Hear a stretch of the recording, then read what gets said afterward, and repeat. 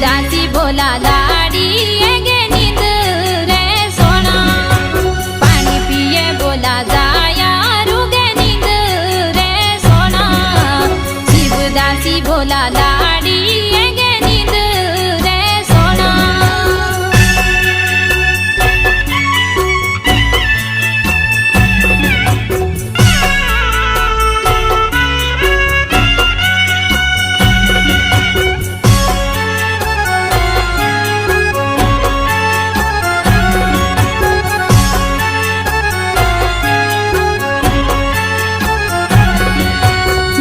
बोला पंडीरे रागे माड़ा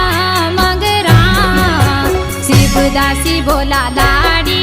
गे माड़ा मगरा देवा बोला पंडीरे रागे माड़ा मगरा शिवदासी बोला लाड़ी गे माड़ा मगरा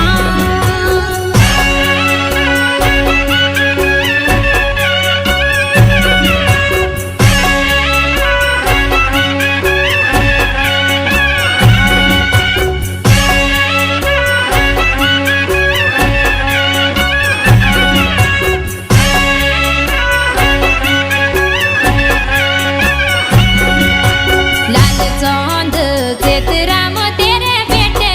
रागे ना शिवदासी बोला लाड़ी गे बेटे राना लाल चौंद चेतराम तेरे बेटे रागे ना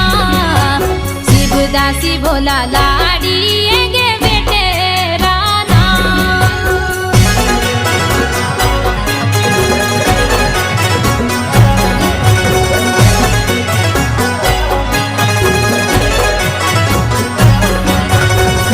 बोला गे सुखेरा तू केरा दिशुमार शिवदासी बोला लाड़ी गे केरा